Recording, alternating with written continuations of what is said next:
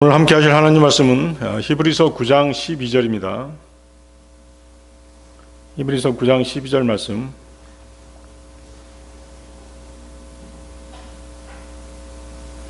찾으셨으면 제가 받들어 읽겠습니다.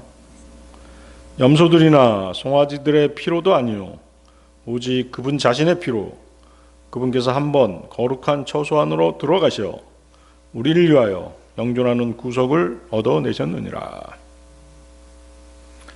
자, 구속은 영어로 리뎀프션이죠.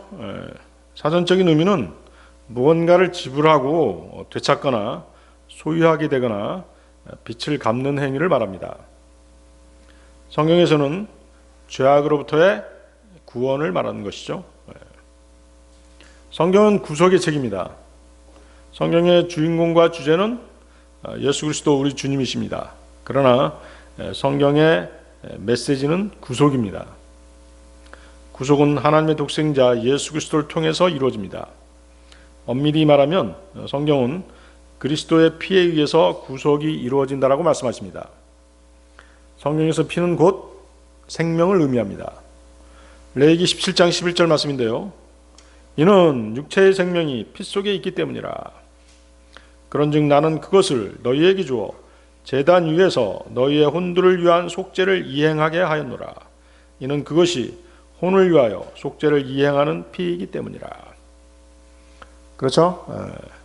구약의 제사장들이 동물을 잡아서 그 피를 뿌린 이유를 아시겠죠?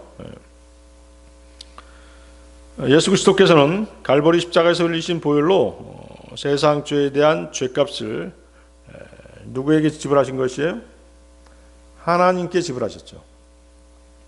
주 예수님이 지불하신 세상 죄값에는 저와 여러분의 죄값도 포함되어 있는 것입니다. 여러분이 이 사실을 깨닫거나 이 사실을 믿으시면 구원을 받으신 것입니다. 자, 본문을 보십시오. 본문은 예수 그리스도의 단번 속죄를 설명해 주고 있습니다. 거룩한 처소, 즉 성소죠. 성소는 하늘의 성소입니다. 구약의 대제사장들은 동물의 피를 가지고 땅에 있는 성막의 그 지성소에 나아가서 속죄 사역을 진행했었습니다. 예수 그리스도께서는 그분의 피로 셋째 하늘의 하나님의 보좌 앞으로 직접 나가셨습니다. 예수 그리스도께서는 자신이 제물이 되셔서 자신의 피를 하나님께 드리신 것입니다. 히브리서 9장 14절입니다. 거기 한번 보십시오. 그 밑에 하물며 영존하시는 성령을 통하여 자신을 흠없이 하나님께 바치신 그리스도의 피는 죽은 행위들에서 너희 양심을 깨끗이 씻어내어 얼마나 더 살아계신 하나님을 섬기도록 하겠느냐. 그렇죠? 여러분들이 구원받은 후에 죄를 지었다라고 하더라도 주 예수님의 보혈, 그분이 우리를 위해서 흘리신 보혈을 상기한다면, 다시 생각한다면 제자리로 다시 돌아올 수 있는 것이에요. 용수철 여러분들 잡아당겼다가 다시 놓으면 어때요? 제자리로 돌아가죠? 그리스도인들은 항상 그래야 되는 것이죠. 잡아당겼는데 다시 복원이 안 된다 그러면 어떻게 된 거예요? 그 사람은 이제 구원을 못 받았거나 아니면 영영 주 예수님을 배반하고 떠나버린 것이죠. 예수 그리스도께서는 하나님의 피를 가지고 계셨습니다. 그렇죠? 사도행전 20장 28절인데요. 그러므로 너희 자신에게 주의하고 양무리에게도 주의하라. 성령님께서 너희로 하여금 하나님의 교회를 먹이게 하시려고 양무리 위에 감독자들로 삼으셨으니 그분께서는 자기 자신의 피로 값을 치르고 자신의 교회를 얻으셨느니라. 예수 그리스도께서는 하나님의 생명을 가지고 계셨습니다. 예수 그리스도 안에 있는 생명은 영원한 생명입니다. 요한일서 5장 11, 12절 말씀입니다. 그리고 이것이 그 확증이니 하나님께서 우리에게 영생을 주셨다는 것이요 이 생명이 그분의 아들 안에 있다는 것이라. 아들이 있는 자는 생명이 있고 하나님의 아들이 없는 자는 생명이 없느니라. 예수 그리스도께서는 영원한 생명이 있으시기에 그분의 피는 영원한 것입니다. 이 영원한 피는 한 번 흘려진 후 또다시 반복해서 흘려져야 할 필요가 없는 것입니다. 그렇죠? 구약 제사장들은 어땠어요? 계속해서 동물의 피를 뿌렸죠? 반복해서 계속 동물의 피를 뿌려야 했습니다마는 예수님은 단 한 번 피를 흘리신 것으로 모든 것이 다 속죄된 것이에요. 그래서 예수 그리스도의 피는 한 번 뿌려졌을 때 그 자체로 영원히 유효한 것입니다. 주님께서 영원한 생명의 피로 우리의 죄값을 치르시고 우리를 구속하신 이유가 있으십니다. 오늘 이 시간에는 그 구속의 축복에 대해서 하나님의 말씀을 나누고자 하는 것입니다. 구속받은 자의 축복, 첫 번째, 죄사함을 받았습니다. 자, 여러분들 에베소서 1장 7절 보십시오.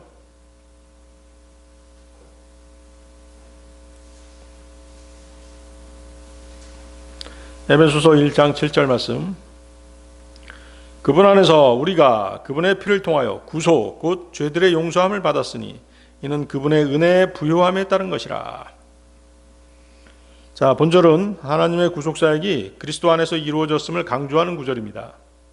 특히 그분의 피를 통하여라는 표현이 그리스도의 대속의 보혈이 구속사역의 핵심임을 잘 보여주고 있습니다.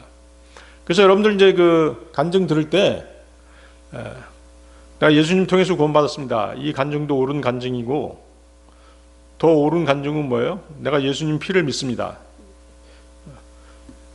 이건 대단히 훌륭한 간증이죠. 예수님의 피로 우리가 구속을 받았기 때문에요. 그래서 하나님의 풍성한 은혜를 따라 그분의 피로 말미암아, 주님의 피로 말미암아 일어나는 결과가 구속, 곧 죄사함으로 나타나고 있음을 밝혀주는 구절입니다. 여기서 구속이라고 하는 단어가 갖는 의미는 또 다른 의미인데요. 아까 얘기했던 구속이 뭐였어요? 죄악으로부터의 구원을 말한다고 그랬죠?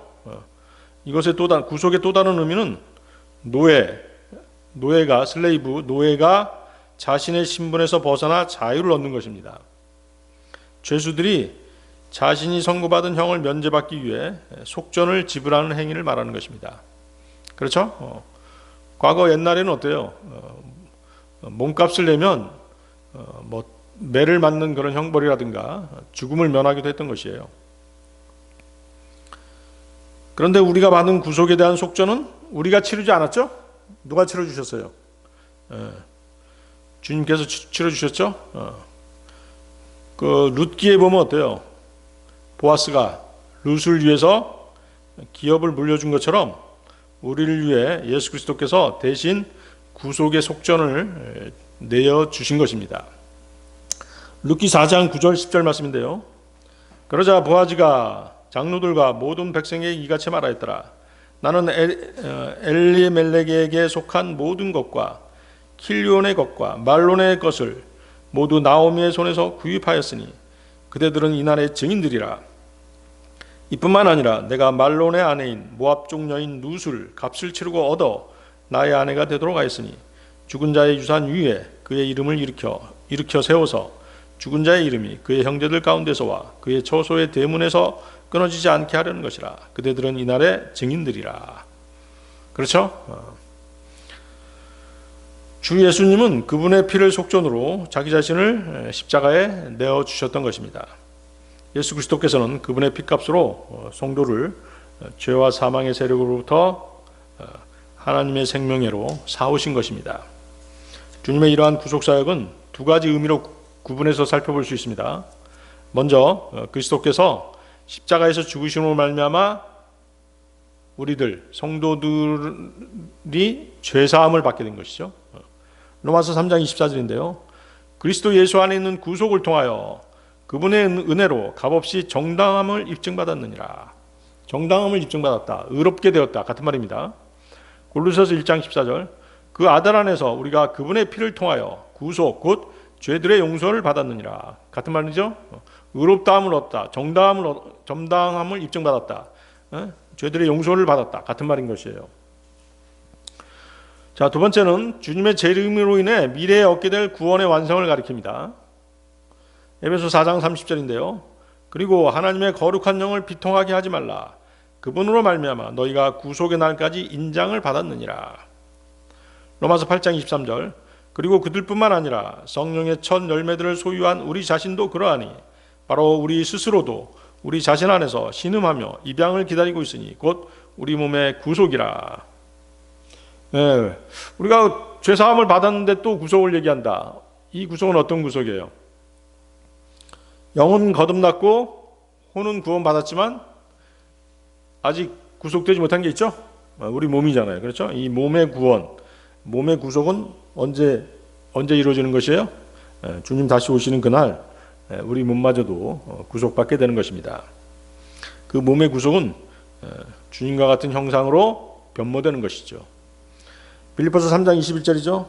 그분께서 우리의 천한 몸을 변화시키셔 그것이 그분의 영광스러운 몸같이 변모되게 하시리니. 자, 그분의 은혜의 부유함에 따른 것이라. 은혜의 부유함. 자, 우리가 현재 누리고 있는 구원의 은혜를 가리키고 있는 것이죠. 하나님께서는 죄인들을 독생자 예수 그리스도의 구속을 통해 구원하시되 인색하게 구원하시지 않으셨어요. 차고 넘치는 그 은혜로 죄인들을 자녀로 받아들여 주신 것입니다. 한번 인간 세상사하고 한번 비교해 보세요. 어떤 자가 살인죄를 졌는데 그 사람을 속죄값을 내고 그 살인죄를 면해지게 해주고 또 그 살인자를 자신의 자식으로 받아들일 수 있는 사람이 누가 있겠어요? 그렇죠? 거의 없죠? 하나님 외에는 없는 것이에요.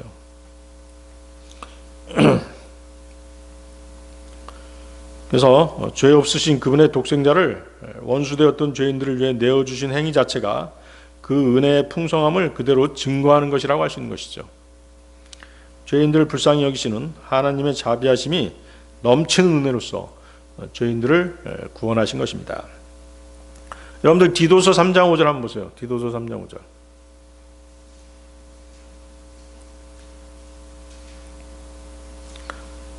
찾으셨나요? 디도서 3장 5절. 좀 어려운 구절입니다.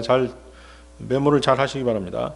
우리가 행한 의의 행위들에 의해서가 아니라 오직 그분의 자비에 따라 그분께서 우리를 구원하셨으니 거듭남의 씻음과 성령님의 새롭게 하심에 의한 것이라. 자, 본문이 말하는 건 뭐냐면 죄인이 예수 그리스도를 영접할 때 중생, 여러분들 영어 그 리제너레이션이에요. 리제너레이션. 그러니까 중생이라고 하는 건 뭐냐면 그 예수 그리스도께서 죄값을 치러 주심으로써 그분을 믿는 믿음으로 새 사람이 되는 것이 중생이에요.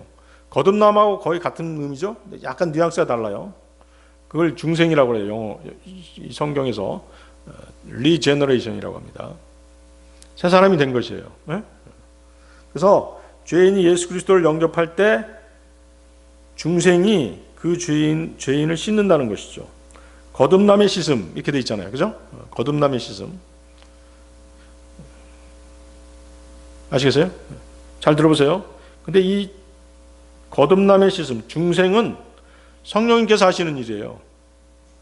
성령님께서는 예수 그리스도의 피를 누구에게? 우리 속사람에게 적용시키시는 거예요. 우리 새사람에게 적용시키시고 그 사람이 육신으로부터 구원받은 혼을 어떻게 한다? 분리시키는 영적 할례를 행하시는 것이죠. 아시겠어요? 그것이 바로 씻음이에요.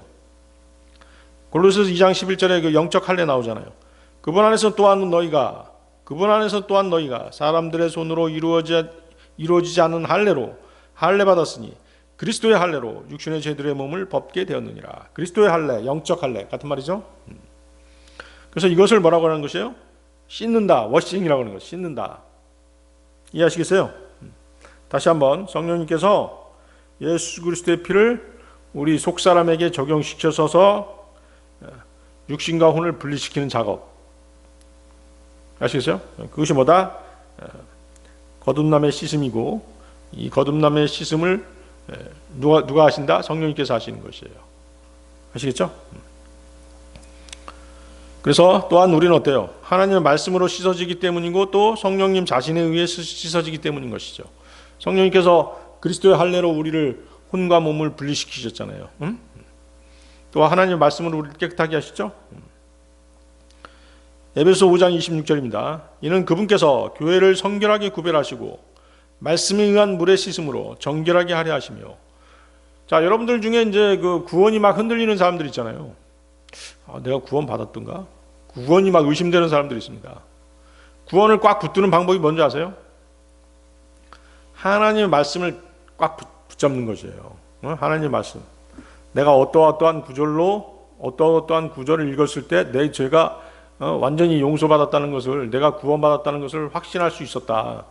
그 구절을 꽉 잡고 놓지 않으면 구원의 확신이 생기는 거예요. 구원이 흔들리지 않는 것입니다. 예를 들어서 이런 거죠. 세상 죄를 제거하는 하나님의 어린 양을 보라. 예수님의 피로 세상 죄가 제거됐어. 근데 그 세상 죄 가운데 내 죄도 포함되어 있었네? 그럼 여러분들이 그 구절을 딱 붙잡고 있으면 되는 거예요. 그럼 흔들리지가 않죠. 바로 그거란 말이에요. 그게 뭐예요? 말씀에 의한 물로 씻음을 받는 거나 마찬가지인 것이죠. 그 말씀이 계속 내 구원을 어때요? 확신을 가지게끔 하시잖아요. 그렇죠? 자, 여러분들 고린도전서 6장 11절도 한번 보세요. 고린도전서 6장 11절.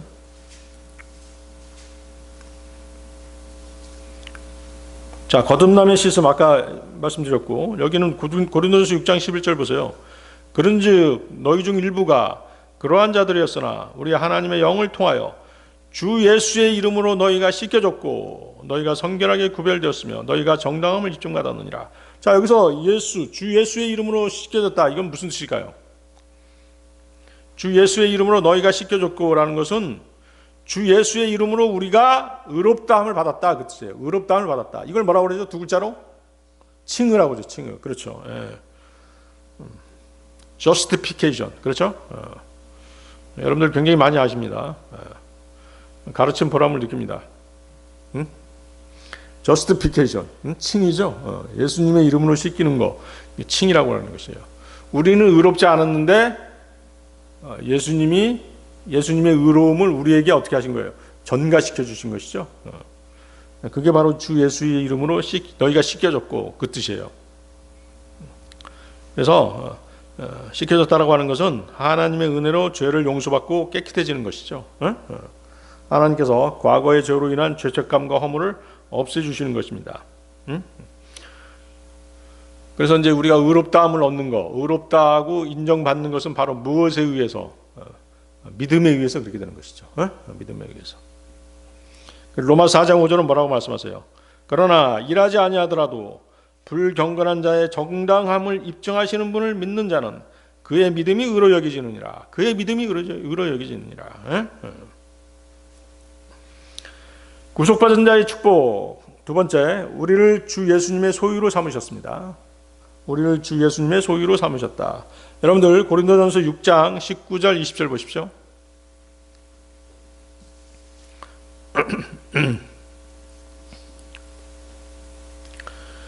고린도서 6장 19, 20절. 무슨 소리냐? 너희 몸이 너희 안에 계시는 성령님의 전, 곧 너희가 하나님께로부터 받은 성령님의 전인 것과 너희는 너희 자신의 것이 아니라는 것을 너희가 모르느냐? 이는 너희가 값을 치르고 산 바가 되었기 때문이라.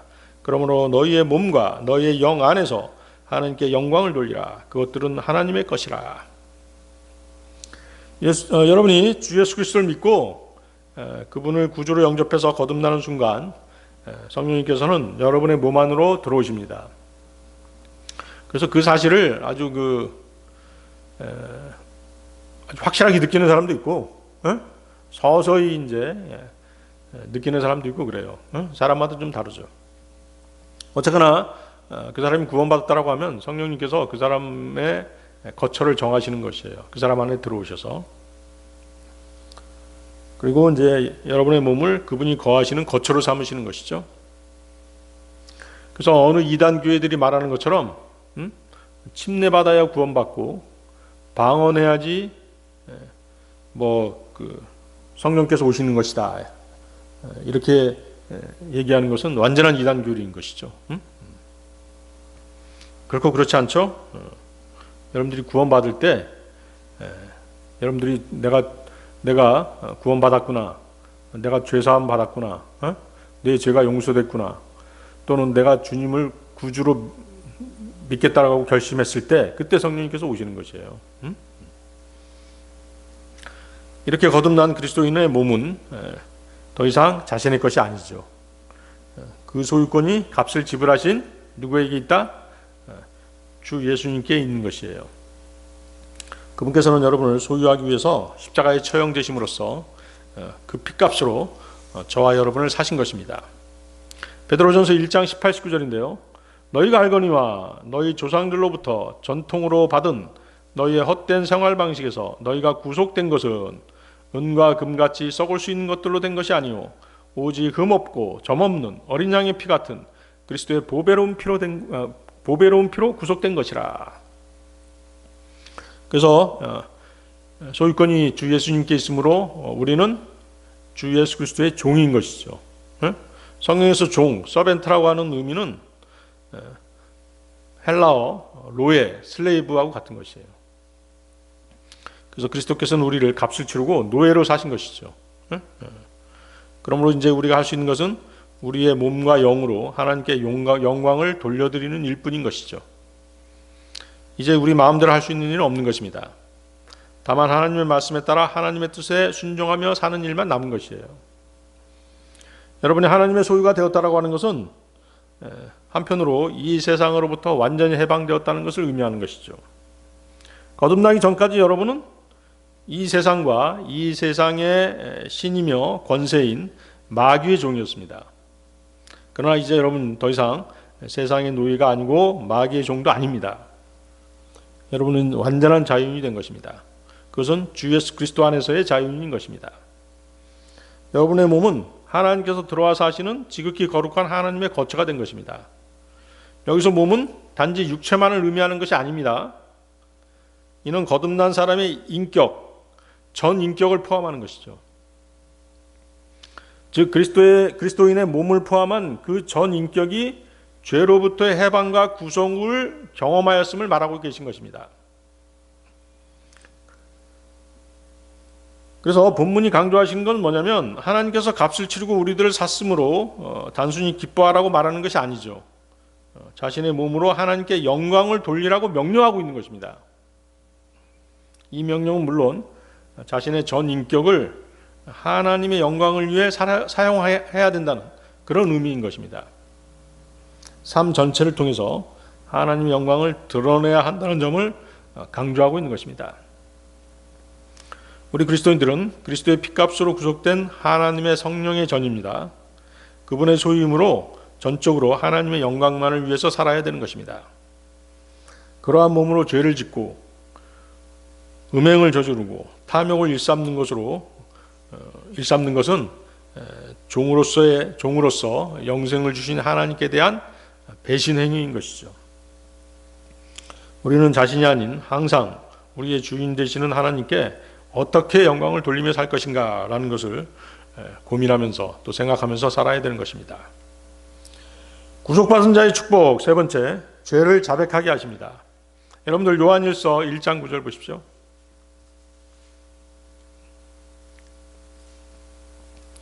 죄를 자백하게 하신다. 대단한 축복이죠. 그렇죠? 죄를 그때그때 없애주신다는 뜻이잖아요. 세상 사람들 보세요.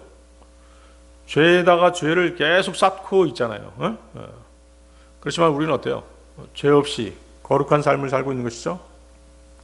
자백해야 되는 것이에요. 그래서 요한일서 1장 9절 만일 우리가 우리의 죄들을 자백한다면 그분께서는 신실하시고 정의로우셔서 우리에게서 우리의 죄들을 용서하시고 모든 불의에서 우리를 정결하게 하시느니라.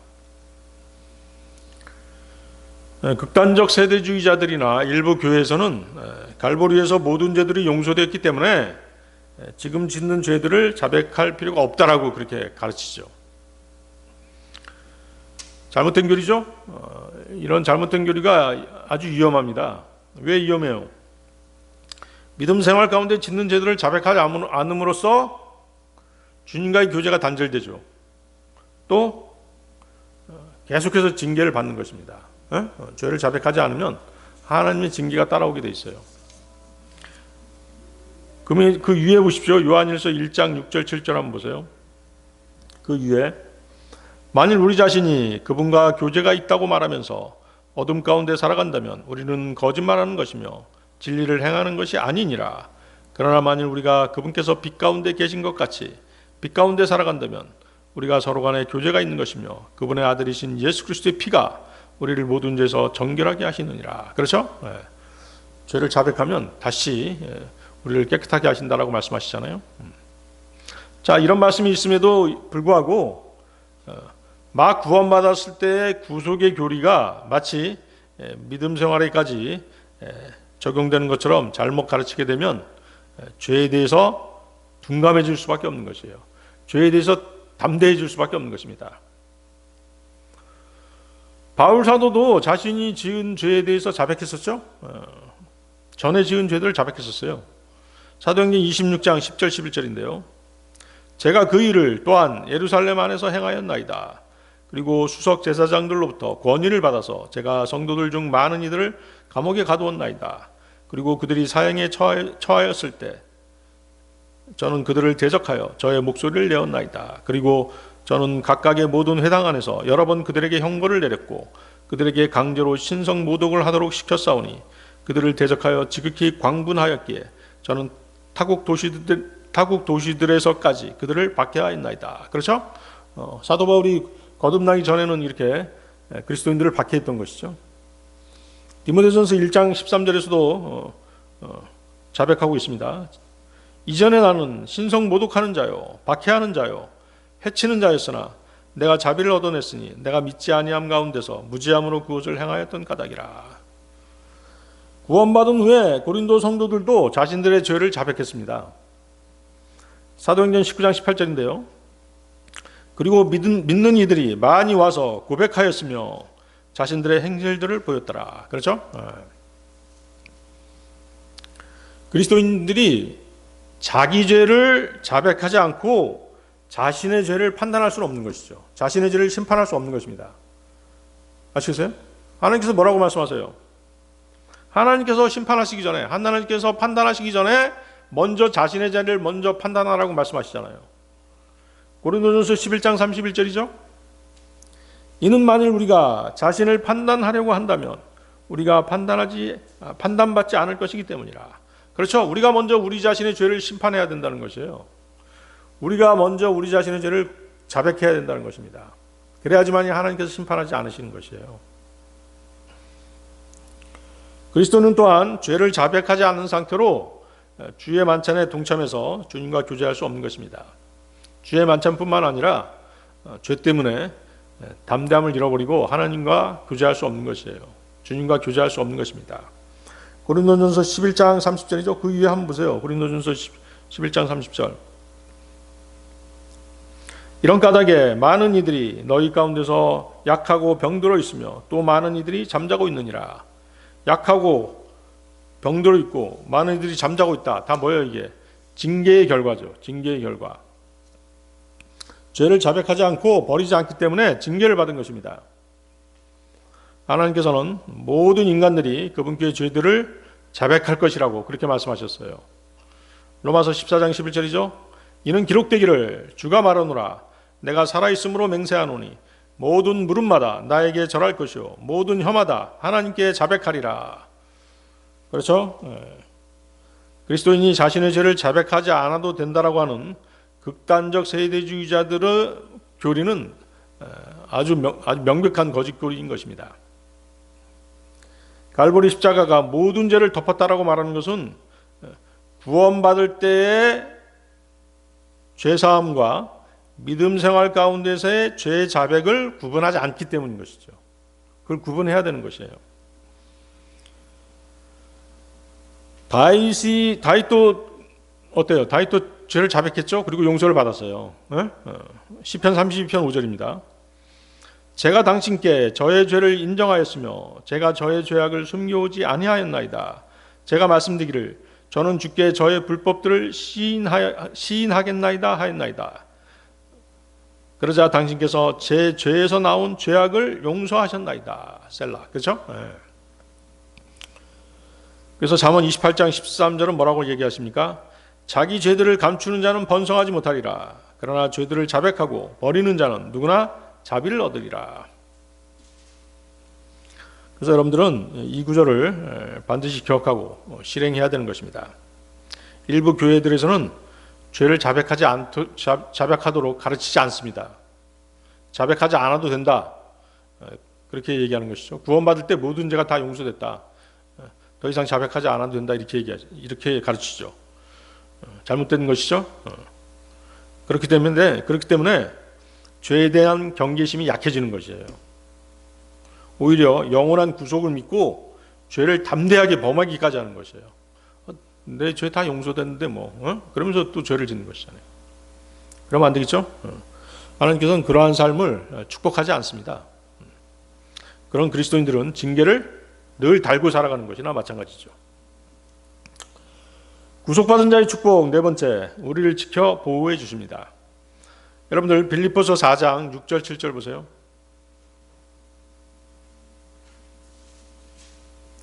빌립보서 4장 6절 7절 말씀.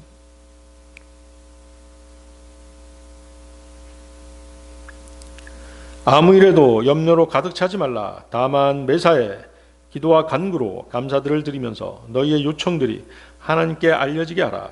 그리하면 모든 지각을 초월하는 하나님의 평안이 그리스도 예수를 통하여 너희의 마음과 생각을 지키시리라. 자, 염려로 가득 차지 말라는 무슨 뜻이에요? 염려로 가득 차지 말라. 문제거리로 인식하고 근심하지 말라는 것이죠.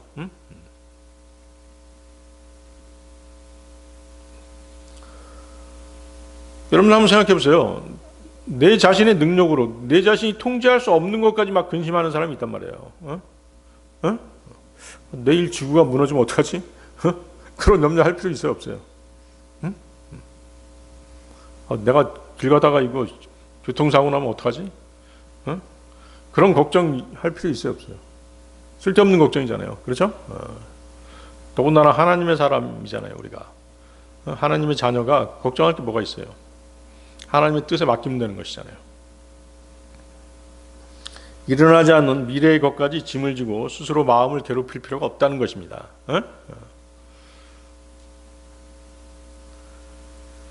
사람들은 흔히 목숨을 위해서 무엇을 입을까, 무엇을 마실까 걱정하죠. 그러나 산상수훈에서 예수님께서 뭐라고 말씀하셨어요? 들에 핀 백합화를 보라. 하나님께서 어떻게 입히신지 보란 말이다. 이렇게 말씀하시잖아요. 또 공중의 새를 먹이시는 하나님의 능력을 보라고 말씀하시잖아요. 들에 핀 백합과 또 공중의 새도 그렇게 잘 입히고 잘 먹이시는데 하물며 그분의 자녀들, 그분의 상속자들을 그냥 놔주시겠냐라고 말씀하시는 것이에요. 여러분들 한번 보세요. 마태복음 6장 25절부터 한번 보세요. 마태복음 6장 25절. 찾으셨나요? 자, 좀 길지만 한번 읽어볼게요. 그러므로 내가 너희에게 말하노니 너희의 생명을 위해서 무엇을 너희가 먹을지 또는 무엇을 너희가 마실지 아무것도 걱정하지 말라. 또 너희 몸을 위해서도 무엇을 너희가 입을지 걱정하지 말라. 음식보다는 생명이, 의상보다는 몸이 더 중요하지 아니하냐? 공중의 날짐승들을 보라. 이는 그것들이 씨를 뿌리지도 아니하고 그것들은 거두지도 아니하며 곡간들로 모아들이지도 아니하기 때문이라. 그럼에도 너희 하늘 아버지께서 그들을 먹이시느니라. 너희가 그들보다 훨씬 낫지 아니하냐? 너희 중에 누가 걱정함으로써 자신의 키에 1큐빗을 더할 수 있겠느냐? 그리고 어찌하여 너희는 의상에 대해서 걱정하느냐? 들의 백합들이 어떻게 자라는지 그것들을 숙고해보라. 그것들은 옛서 일하지 아니하며 그것들은 실을 잡지도 아니하느니라. 그리고 더욱이 내가 너희에게 말하노니 자신의 모든 영광 가운데 있던 솔로몬조차도 이것들 중 하나만큼 차려입지 못하였느니라. 이러한 이유로 오늘 있다가 내일이면 화덕에 던져지는 들풀을 하나님께서 이렇게 입히신다면 오 너희 믿음이 적은 자들아 그분께서 너희를 훨씬 더 잘 입히지 아니하시겠느냐? 그러므로 말하기를 우리가 무엇을 먹을까 또는 우리가 무엇을 마실까 또는 우리가 무엇으로 입혀질까 하면서 걱정하지 말라. 이는 이 모든 것들을 이방인들이 추구하기 때문이라. 이는 너희 하늘 아버지께서는 너희에게 이 모든 것들이 필요하다는 것을 아시기 때문이라. 오직 너희는 먼저 하나님의 왕국과 그분의 의를 구하라. 그리하면 이 모든 것들이 너희에게 더해지리라. 그러므로 내일을 위해 걱정하지 말라. 이는 내일이 스스로 내일에 속한 것들을 걱정할 것이기 때문이라. 그날의 악은 그날로 족하니라. 자, 염려는 누가 하는 것이에요? 믿지 않는 이방인들이 하는 것입니다. 염려는 하나님의 돌보심에 대한 믿음의 부족에서 나오는 것입니다. 성도가 해야 할 것은 염려가 아니라 어떻게 하는 것이에요? 하나님께 기도와 간구로 나아가는 것입니다. 먼저 하나님의 왕국과 그분의 의를 구하라고 당부하시잖아요. 특히 본문은 지속적으로 근심하는 것을 경계하고 있습니다. 거기 보세요. 다만 매사에 기도와 간구로 감사들을 드리면서, 기도와 간구에 뭐가 포함되어 있어요? 감사가 포함되어 있죠. 바울은 염려 대신에 성도가 취해야 할 자세로 기도와 간구를 제시하고 있습니다. 하나님이 계시다는 것과 그분이 성도들에게 닥치는 어떠한 문제도 다 해결해 주실 수 있으신 분이라는 그 사실, 그리고 그분이 자기를 찾는 사람들에게 상 주시는 분임을 믿는다면 염려할 것이 아니라 오히려 하나님께 기도해야 한다라고 권면하고 있는 것입니다. 누가복음 1장 37절이죠. 이는 하나님께는 아무것도 불가능하지 않을 것이기 때문이라. 그렇죠? 하나님께서는 불가능한 일이 없으시잖아요. 히브리서 11장 6절. 반면에 믿음 없이는 하나님을 기쁘게 해드리는 것이 불가능하니라. 자, 하나님을 기쁘게 하려면 어떻게 해야 된다고요? 믿음이 있어야 된다는 것이에요. 네?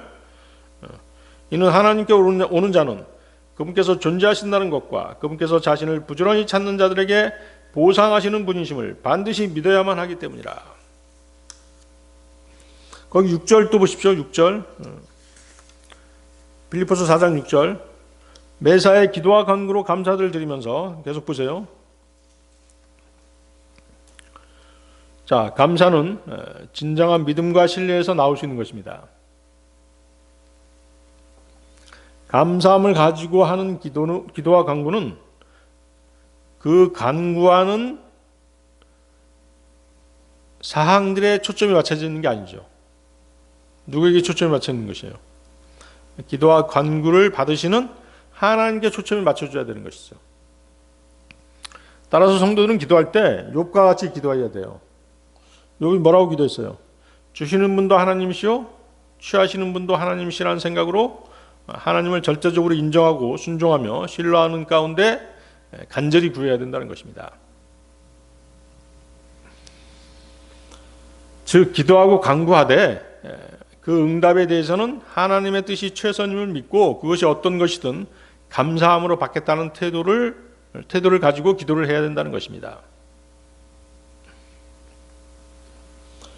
거기 보세요. 바울은 기도와 간구의 결과를 밝히면서 하나님께서 기도하고 간구하는 것에 모두 응답해 주신다라고 말하지 않았습니다. 대신 뭐라고 말씀하세요? 거기 7절 보세요. 대신 하나님의 평안이 그리스도 예수를 통하여 너희의 마음과 생각을 지키시리라고 말씀하시죠. 네? 이러한 표현은 그 어떤 응답보다도 그리스도 안에서의 평안이 가장 귀한 응답이라는 것을 은연중에 암시하고 있는 것이죠. 하나님께서 주시는 평안은 인간의 모든 지각을 초월하고 우리의 모든 생각들을 능가하고 우리의 이해력의 범위를 뛰어넘는 것입니다.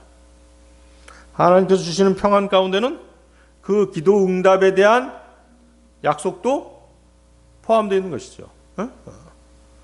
그렇죠? 곰곰이 한번 생각해 보세요. 하나님께서 우리에게 내가 기도했는데 무엇이 필요해서 기도했는데 내 마음이 평안해졌어요. 그러면 그 평안 가운데는 뭐도 포함되는 것이에요? 그 기도에 대한 응답도 포함되어 있는 것이에요. 에베소 3장 20절입니다. 이제 우리 안에서 역사하는 권능을 따라 우리가 구하거나 생각하는 모든 것 이상으로 지극히 넘치게 행하실 수 있는 분께 모든 이해를 초월하시는 하나님의 무한한 평안이 감사함으로 기도하고 간구하는 자들의 마음을 지키신다는 것입니다. 하나님께서 주시는 평안은 하나님의 본성의 특징 중 하나입니다. 하나님으로부터 받은 그 평안은 내적인 것이죠. 즉, 그 평안은 어떠한 상황 가운데서도 고요함과 기쁨을 누릴 수 있게 하는 것입니다. 그러한 평안을 바울은 간증으로 우리에게 고백한 적이 있잖아요. 빌립보 지하 감옥에서 바울은 어땠어요? 발에 착고를 찬 채 어떻게 했어요? 감옥 생활을 해야 됐잖아요. 그렇죠? 그런데도 어땠어요? 보통 사람이 이해하기 어려운 그런 평안을 가지고 있었죠. 또 앞에 보이지 않는 폭풍을 몰고 오는 유로클라돈이라는 광풍의 한가운데서도 두려워하지 않고 평안을 견고하게 유지했었습니다. 그런 적 있었죠? 로마로 끌려가다가 배가 어떻게 했어요? 그 배가 광풍을 만났잖아요. 그런 가운데서도 다들 배 안에 탄 사람들이 어땠어요? 어찌할 바를 모르고 있었지만 평안한 사람은 누구였어요? 바울이었죠. 오직 한 사람, 바울만이 평안을 유지할 수 있었어요. 왜? 하나님께서 그 평안을 주셨기 때문이죠. 이처럼 하나님께로부터 오는 평안은 거짓되고 허탄한 것에 마음과 생각이 흔들리지 않도록 견고하게 붙잡아주는 것입니다. 이런 평안을 지님으로써 주님 안에 거하는 성도의 바른 모습을 유지하며 살아갈 수 있는 것입니다. 믿음 생활을 지속할 수 있는 것이죠. 이런 평안이 있기 때문에 그리스도인은 항상 주 안에서 기뻐할 수 있는 것입니다. 이사야서 26장 3절 말씀입니다. 당신께서는 자신의 생각이 당신께 고정된 자를 완전한 평안 가운데 지키시리니 그가 당신을 신뢰하기 때문입니다. 우리의 생각이 누구에게 박혀 있으면 되는 것이에요? 주님께 박혀 있으면 되는 것이죠. 그게 바로 믿음이잖아요. 하나님께서 나를 버리지 않으실 것이라는 그 믿음. 그런데 여러분들은 한 가지 알아야 될 게 있어요. 평안이 조건적이라는 사실이죠. 그 조건이 뭐예요? 그 조건은, 평안에 대한 조건은 하나님께 대한 감사죠. 감사가 있어야 되는 것이죠. 지금까지 잘 보살펴 주신 것에 대한 감사예요. 예를 들어서 새로운 직장 문제로 고민하고 있다. 고민하면 안 되겠지만 만약에 고민하고 있다고 한다면 지금까지 직장에서 잘 지내게 하시고 경제적으로 도움을 주신 분에 대한 감사가 있었는지 한번 되돌아볼 필요가 있다는 것이죠. 감사가 없었다면 직장 문제에 대한 평안도 없는 것이에요. 아시겠죠? 자, 구속받은 자의 축복 마지막 5번째, 우리에게 능력과 사랑과 건전한 생각의 영을 주십니다. 능력과 사랑과 건전한 생각의 영을 주십니다. 여러분들 디모데후서 1장 7절 보십시오.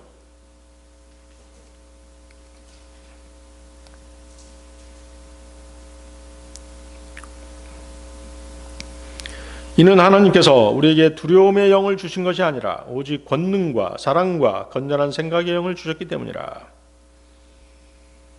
자, 지금은 이제 디모데에게 보낸 편지죠. 디모데로 하여금 그 안수 받을 때를 상기시키면서 디모데가 부여받은 하나님의 은사를 다시 부릴 듯하게 하고자 하는 이유를 밝히고 있는 것이에요. 그러니까 지금 디모데가 어떤 상태에 있다는 것이에요? 아주 의기소침한 상태에 있다는 것이죠. 그 의기소침한 이유가 이제 아무래도 어떤 영적 전쟁 때문이겠죠. 여기서 언급된 두려워하는 마음은 곧 의기소침한 마음이나 비겁한 마음이죠. 그래서 이제 바울은 의기소침해 있는 디모데에게 이 편지를 쓰면서 디모데로 하여금 처음 네가 그 안수받을 때 그때를 한번 생각해봐라. 자신을 되돌아보게 하고 있는 것이죠. 그래서 디모데가 하나님께로부터 받은 영, 1차적으로 뭐예요? 권능, 능력의 영이죠. 너 안수받을 때 그 능력의 영을 받았지 않느냐. 그런데 왜 이렇게 침체되어 있느냐. 의기소침해 있느냐. 그 얘기하고 있는 것이에요. 여기서 이 권능은 어떤 권능일까요? 로마서 1장 16절에서의 권능이죠. 로마서 1장 16절에서의 능력. 이는 내가 그리스도의 복음을 부끄러워하지 아니하기 때문이라. 이 복음이 믿는 모든 자를 구원에 이르게 하는 하나님의 권능이기 때문이라. 먼저 유대인에게요, 또한 헬레인에게로다. 복음의 능력, 이게 능력의 영인 것이죠. 복음을 전했을 때 구원받을 수 있게 하는 능력, 우리가 복음을 전할 수 있는 능력이 있잖아요. 그게 바로 하나님께 주신 권능이에요. 대단한 능력이잖아요. 사람을 낚을 수 있는 능력이잖아요. 우리에게는 그래서 능력의 영이 있는 것입니다. 의로운 자들은 사자처럼 담대하다라고 성경은 말씀하시죠. 잠언 28장 1절인데요. 사악한 자들은 추격하는 사람이 전혀 없을 때도 도망하느니라. 그러나 의로운 자들은 사자같이 담대하니라. 그래서 능력의 영이 없다면 기도해야 되는 것입니다. 저에게 능력의 영을 주십시오. 능력을 주십시오. 기도해야 되는 것이죠. 능력의 영은 영적인 능력을 말씀하시는 것이죠. 우리에게는 죄를 이길 능력이 있습니다. 그렇죠? 죄를 이길 능력이 있어요. 기도 응답을 받을 능력도 있죠. 요한일서 3장 21절 22절입니다. 사랑받는 자들아, 만일 우리의 마음이 우리를 정죄하지 않는다면 그때 우리는 하나님을 향하여 확신을 가지느니라. 그리고 무엇이든지 우리가 구하는 것을 우리가 그분께 받나니 우리가 그분의 명령들을 지키고 그분의 목전에서 기쁨이 되는 그 일들을 행하기 때문이라. 우리 자신을 정죄하지 않는다면 담대할 수밖에 없죠. 하나님의 은혜의 보좌에 담대히 나갈 수 있는 것이에요. 그리고 우리가 구하는 것들을 다 받을 수 있는 것입니다. 왜? 그분이 기뻐하시는 일을 우리가 하고 있으니까요. 자, 우리는 복음을 증거할 능력도 있죠. 죄인들을 꾸짖고 죄들을 꾸짖을 능력도 있는 것입니다. 또 우리에게는 고통과 고난을 인내할 수 있는 능력도 있죠. 아울러 세상을 이길 능력도 있는 것입니다. 요한일서 5장 4절에서 5절인데요. 이는 무엇이든지 하나님께로부터 태어난 것은 세상을 이기기 때문이라. 그리고 이것이 세상을 이기는 승리니 바로 우리의 믿음이라. 예수님께서 하나님의 아들이심을 믿는 자 외에 세상을 이기는 자가 누구냐. 자, 디모데가 하나님께로부터 받은 것은 능력의 영 외에 또 무슨 영이 있어요? 사랑의 영이죠. 여기서의 사랑은 갈라디아서 5장 22절에 나오는 성령의 열매 가운데 하나로서 두려움을 물리치는 중요한 요소 중에 하나입니다. 요한일서 4장 18절이죠. 사랑 안에는 두려움이 전혀 없느니라. 오히려 두려움에는 심한 고통이 있으므로 완전한 사랑은 두려움을 쫓아내느니라. 두려워하는 자는 사랑 안에서 완전해지지 아니하였느니라. 여기서의 두려움은 뭘까요? 지옥에 가는 두려움이죠. 지옥에 가는 두려움입니다. 주님께서 우리를 구원하신 온전한 사랑을 알게 되면 지옥과 심판에 대한 두려움이 없어지는 것입니다. 구원의 확신 가운데 살아가는 것이죠. 그렇게 되면 우리는 하나님의 말씀을 사랑할 수 있고 그분이 하신 말씀들을 사랑할 수 있습니다. 우리는 또한 교회 안의 지체들, 형제 자매들을 사랑할 수 있습니다. 비록 그들이 우리와 일치하지 않거나 우리와 함께하기 어렵거나 때로는 우리를 공격한다 하더라도 그렇게 할 수 있는 것입니다. 최소한 그들을 미워하지 않게 해달라고 기도할 수 있습니다. 우리는 잃어버린 혼들을 사랑할 수 있습니다. 또 우리는 우리의 마음을 위에 둠으로써 위에 셋째 하늘에 둠으로써 셋째 하늘에 있는 것들을 사랑할 수 있습니다. 골로새서 3장 1절에 3절이죠. 그런즉 만일 너희가 그리스도와 함께 일으켜졌으면 위에 있는 그러한 것들을 구하라.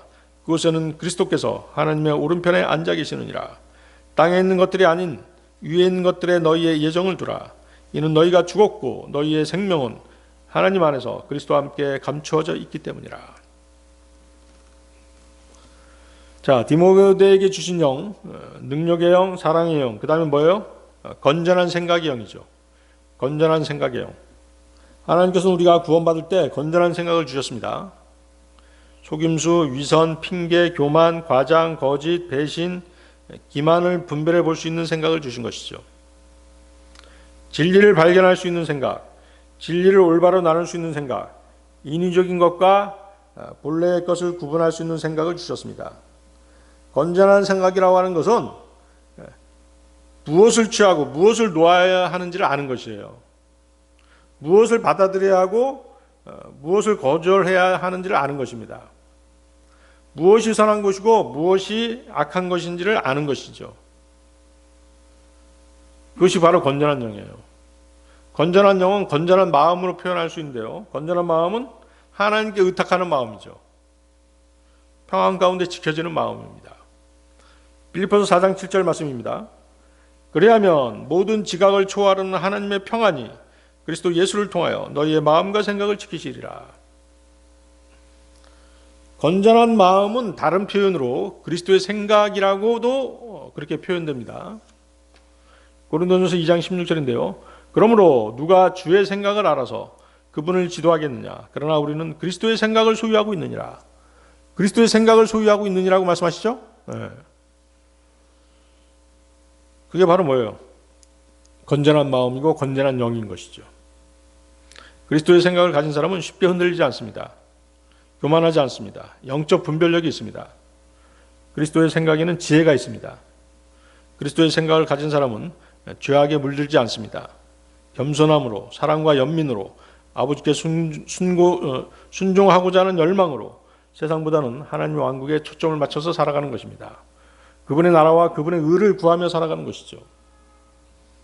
성령님의 가르치심과 인도를 받아 하나님의 뜻에 맞춰 살아가는 것이 바로 그리스도의 생각인 것입니다. 자, 오늘 설교의 결론입니다. 우리의 완전한 구속은 주 예수 그리스도께서 다시 오시는 그날 이루어질 것입니다. 그렇죠? 우리의 몸은 아직 구속받은 상태가 아니죠? 우리의 몸마저도 구속되는 그때는 주님의 재림하시는 날이에요. 고린도전서 15장 52, 53절인데요. 순간적으로 눈 깜짝할 때 마지막 나팔 소리에 그러하리라. 이는 그 나팔이 소리를 낼 것이요 죽은 자들이 썩을 수 없는 몸으로 일으켜질 것이며 우리가 변화될 것이기 때문이라. 이는 이 썩을 수 있는 몸이 반드시 썩지 아니함을 입을 것이요 이 죽을 수밖에 없는 몸이 반드시 불멸을 입을 것이기 때문이라. 주님의 재림 때 이런 일이 일어나는 것이죠. 부활과 휴거가 일어나는 것입니다. 그래서 구속의 은택을 받은 성도의 의무와 책임은 항상 주님의 영광을 위해 사는 것입니다. 왜냐하면 우리는 그분이 흘리신 피값으로 사신 바 되었기 때문입니다. 우리를 위해 순환당하시고 피 흘리신 주 예수님만이 죄 많은 인간들을 구속시킬 수 있으신 것입니다. 우리는 기꺼이 그분의 말씀을 전파해야 합니다. 그분의 구원의 은혜를 전해야만 합니다. 또 구속받은 사람으로서의 자긍심을 가지고 살아야만 되는 것입니다. 누가복음 21장 28절 말씀인데요. 너희의 머리를 들어 올리라. 이는 너희의 구속이 가깝게 다가오기 때문이라. 그렇죠? 지금의 세계 정세라든가 기후변화, 지구상에서 돌아가는 일들을 보면 구속의 날이 점점 더 가까워져 있습니다. 디도서 2장 13절인데요. 그 복된 소망과 위대하신 하나님 곧 우리 구원자 예수 그리스도의 영광스러운 나타나심을 고대하게 하셨느니라. 그렇죠? 우리는 그날이 가까울수록 주님의 재림의 날이 가까울수록 주님을 고대하는 마음이 어때요? 점점 더 커질 수밖에 없죠? 그렇습니다. 주님은 어느 때나 오실 수 있으십니다. 우리는 항상 깨어있는 가운데 그분을 맞이할 준비를 하면서 살아가야 하는 것입니다. 다 같이 기도하시겠습니다.